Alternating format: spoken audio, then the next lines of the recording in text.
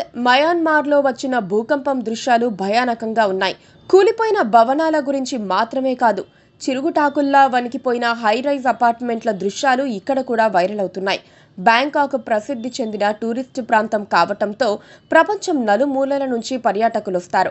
ఈ కారణంగా అక్కడ టూరిజంతో పాటు వివిధ రంగాలు అభివృద్ధి చెందాయి. హైరైజ్ బిల్డింగులు పెద్ద ఎత్తున బ్యాంకాక్లో కనిపిస్తూ ఉంటాయి. భూకంపం కారణంగా అవన్నీ కదిలిపోయాయి. ఇప్పుడు ఆ భవనాలు పనికొస్తాయో లేకపోతే కూల్చేయాలా అన్నది ఇప్పుడే చెప్పడం కష్టమని నిపుణులు అంటున్నారు.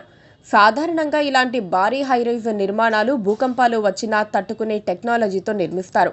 అందుకే ఊగిపోయాయి, కానీ చాలా వరకు కుప్పకూలలేదు. భవనాల పైన ఉండే స్విమ్మింగ్ పూల్స్ నుంచి నీళ్లు కింద పడ్డాయంటే ఎంత ఎక్కువగా ఊగాయో అర్థం చేసుకోవచ్చు. అంత ఊగిన తర్వాత బిల్డింగ్ స్ట్రక్చర్ ఖచ్చితంగా దెబ్బతింటుందని అంటున్నారు. బ్యాంకాక్ భూకంపం దృశ్యాలు చూసిన తర్వాత చాలా మంది అలాంటి భూకంపం మన వద్ద వస్తే పరిస్థితి ఏంటని భయపడటం సహజం. నిజానికి హైదరాబాద్ వాసులకు ఈ భయం ఇంకా ఎక్కువ ఉంటుంది.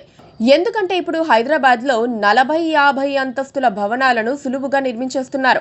5-6 అంతస్తుల అపార్ట్మెంట్లు ఇప్పుడు పాతవైపోతున్నాయి. కనీసం 25 నుంచి 60 అంతస్తుల వరకు నిర్మించేందుకు రియల్ ఎస్టేట్ కంపెనీలు ఏర్పాట్లు చేసుకుంటున్నాయి.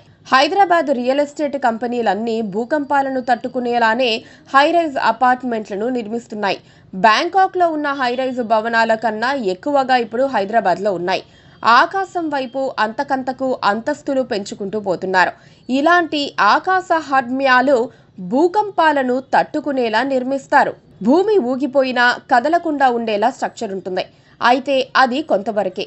థాయిలాండ్లో వచ్చిన భూకంపం రిక్టార్ స్కేల్పై దాదాపుగా 8% చూపించింది. అలాంటి భూకంపాలు వస్తే ఎలాంటి స్ట్రక్చర్ అయినా నిలబడటం కష్టమని నిపుణులు చెబుతున్నారు. పైగా హైదరాబాద్ భూకంపాల జోన్ పరిధిలో లేదు. కానీ వాతావరణంలో వస్తున్న మార్పుల కారణం భూమిపై ఏ ఒక్క ప్రాంతం సురక్షితమైనది కాదని నిపుణులు చెబుతున్నారు. అందుకే ఆందోళన వ్యక్తమవుతోంది. భూకంపాలను తట్టుకునేలా నిర్మించినా సరే రికార్డు స్థాయిలో 7% కన్నా ఎక్కువ తీవ్రతతో భూకంపం వస్తే నష్టం జరగకుండా నివారించడం సాధ్యం కాదన్న అభిప్రాయం ఉంది. బ్యాంకాక్లో కొన్ని హైరైజ్ భవనాలు కూలిపోయాయి. కొన్ని కదిలినా వాటిపై ఉన్న స్విమ్మింగ్ పూల్స్ నుంచి నీళ్లు కింద పడ్డాయి, కానీ భవనాలు కూలలేదు.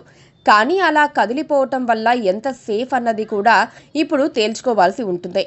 సాధారణంగా భూకంపాలు సముద్ర తీరం ప్రాంతాల్లో ఎక్కువ వస్తాయి. ఒకవేళ హైదరాబాద్ వంటి చోట్ల భూమి కంపించినా అది చాలా మందికి తెలియనంతగా ఉంటుంది. అందుకే హైదరాబాద్కు ఎలాంటి ముప్పు ఉండదని నిపుణులు చెబుతున్నారు. Please subscribe to KTV Telugu. KTV Telugu. KTV Telugu. Channel.